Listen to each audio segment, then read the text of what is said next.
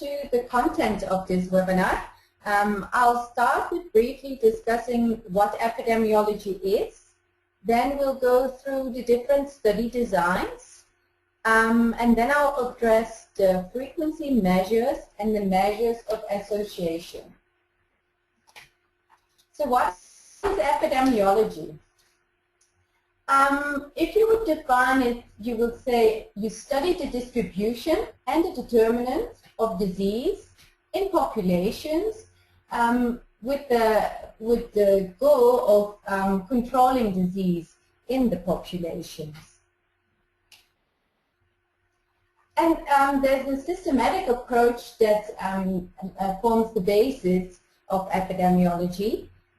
First, you must decide, like, what is a case. So you must clearly define what a case is. You use, for example, laboratory tests, symptoms, sign, in order to say who has the disease and who doesn't have the disease. Then the next step will be to see how often is the disease occurring. And you can describe patterns, for example, over time, in different places, depending on personal characteristics. And then you can even go a step further, and then you compare the disease frequency between, for example, people with different characteristics, and see what are the reasons that one group of persons with a certain characteristic has more chance of having the disease than another. So you're looking for risk factors. If you just stay with describing the disease frequency, you will call it descriptive epidemiology. If you go the step further and looking for risk factors or causal factors, you can call it analytic epidemiology.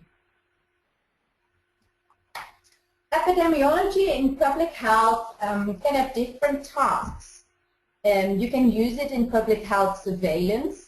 With surveillance, I mean the process that you ongoing, systematically collect information about disease, you analyze it, and look at the meaning of it, and disseminate it in order to do something with that information.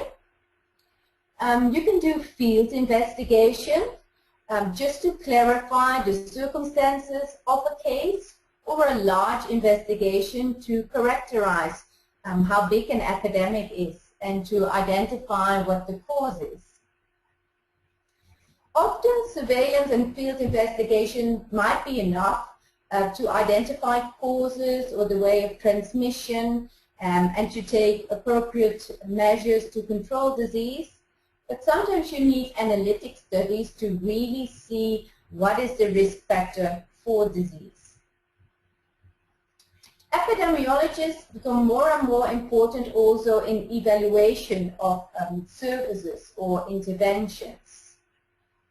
With linkages, I mean that an epidemiologist hardly works on its own. You often have people who are experts in the disease you're studying. You work together with biostatisticians. There's often a whole team involved in research. And finally, a lot of the research epidemiologists are doing will hopefully later on lead to implementation in the form of policies. And epidemiology becomes also more and more important in the context of health economics.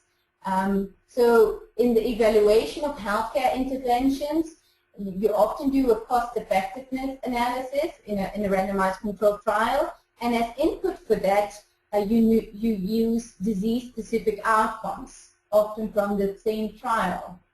So for example, referring to my own PhD study, we looked at what is the most effective approach to treat carpal tunnel syndrome, which is a nerve entrapment in the wrist. We looked at direct splinting, first splinting or direct surgery, but we didn't only look at the patient outcomes, we also wanted to look what are the costs related to it, and so what is the most cost-effective approach. The aim of a lot of the epidemiology, and especially the analytic epidemiology, is to see is something a causal factor